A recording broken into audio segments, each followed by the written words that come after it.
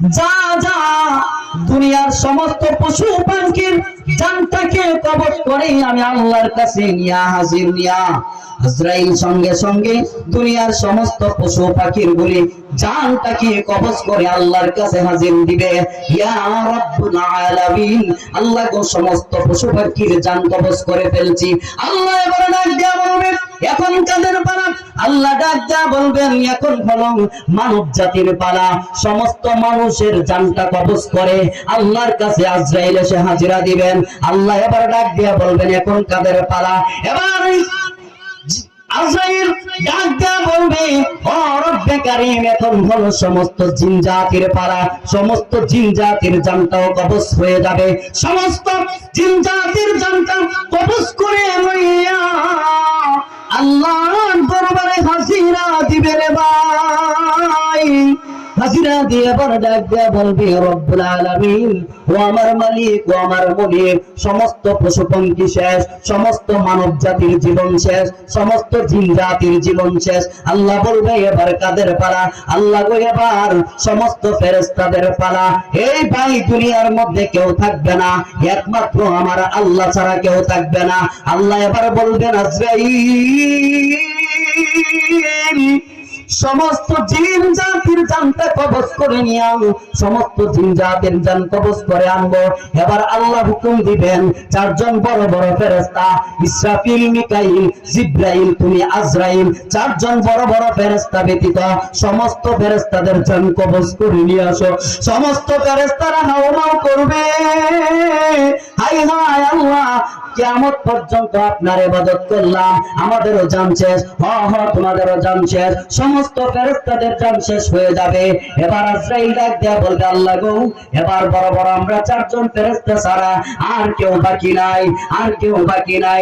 আল্লাহ ডাক দেয়া বলবে আজরাইল তুমি আজরাইল ব্যতীত বড় বড় তিনজন ফেরেশতা ইসরাফিল, মিকাইল আর জিব্রাইলের জানটা কবজ করে নিয়ে আসো।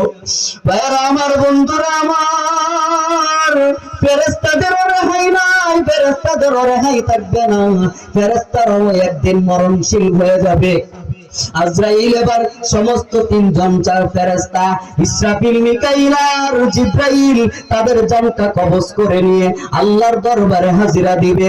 ও আমার মালিক, ও আমার আল্লাহ, সমস্ত মানব জাতি শেষ, পশু পাখি শেষ, জিন জাতি শেষ, জীব জানোয়ার শেষ, সমস্ত ফেরেশতারা শেষ, বড় বড় তিনজন ফেরেশতা শেষ। আল্লাহ গো এবার কার পালা? আল্লাহ ডাক দেয়া বলেন আর আসমান জমিনে কেউ নাই? বলে না না, আসমান জমিনে কেউ নাই। আল্লাহ বলেন আরেকজন তো আছে। এবার আজরাইল ডাক দেয়া বলে আল্লাহ কে আছে? আল্লাহ ডাক দেয়া বলে আজরাইল রে এবার তো তোমার পালা রে আজরাইল, তোমারও মরতে হইব। সুবহান। এবার আমার যে আজরাইল আপনার আমার জানটা কবজ করতেছে, আপনার মার জান কবজ করলো, আপনার বাবার জান কবজ করলো, আপনার দাদা দাদি 14 গোষ্ঠীর জান কবজ যে আজরাইল করবে, এই আজরাইলের একদিন মরণ হইয়া যাইব। এই আজরাইল যখন আল্লাহ ডাক দেয়া বলবে আজরাইল সারাটা জীবন দুনিয়ার শুরু লগ্ন থেকে নিয়ে আদম থেকে নিয়ে কিয়ামত পর্যন্ত সমস্ত মানুষের জান কবজ করলা, তোমার দায়িত্ব ছিল জান কবজ করার। আজরাইল রে আজকে তোমার নিজের জানটাও কবজ করতে হবে, কারণ আমি আল্লাহ বলেছিলাম একদিন এমন দিন আসবে যেই দিন আমি আল্লাহ শুধু জীবিত থাকবো, আর কেউ জীবিত থাকবে না। আজরাইল ডাক দিয়া বলে মালিক গো আমারও মরণ হবে। আমার কিভাবে মরণ হবে? আল্লাহ ডাক দিয়া বলবে আমার একটা হুকুম, এটাই যথেষ্ট, আমি শুধু হুকুম করব, এই হুকুমটাই তোমার মরণ হয়ে যাবে। আজরাইল ডাক দিয়া বলে আল্লাহ কিভাবে আমার মরণ হবে? এবার আল্লাহ ডাক দিয়া বলেন আজরাইল আমি আল্লাহ এখন এই হুকুম করতেছি তোমার মরণ হয়ে যাবে।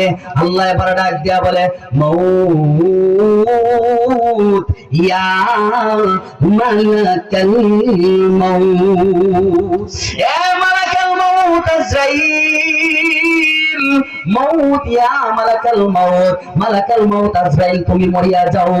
আল্লাহর হুকুমের সঙ্গে সঙ্গে আজরাইলের মরণ হইয়া যাইবে। সুবহানাল্লাহ, আল্লাহু আকবার বলেন। ভাইরা আমার, তাহলে দুনিয়াতে আর কেউ রইল? পশু পাখি শেষ, মানব জাতি শেষ, জিন জাতি শেষ, ফেরেশতা জাতি শেষ, বড় বড় 4 জন ফেরেশতা শেষ, এমনকি যে আজরাইল আমাদের জান কবজ করে, যার দায়িত্ব কিয়ামত পর্যন্ত, সে আজরাইলও শেষ। এবার আপনার আমার ক্ষমতা কি? আপনার আমার জীবনের তাহলে আর চিন্তা করলে কোনো মূল্য আছে? কোনো মূল্য নাই, কোনো দাম নাই।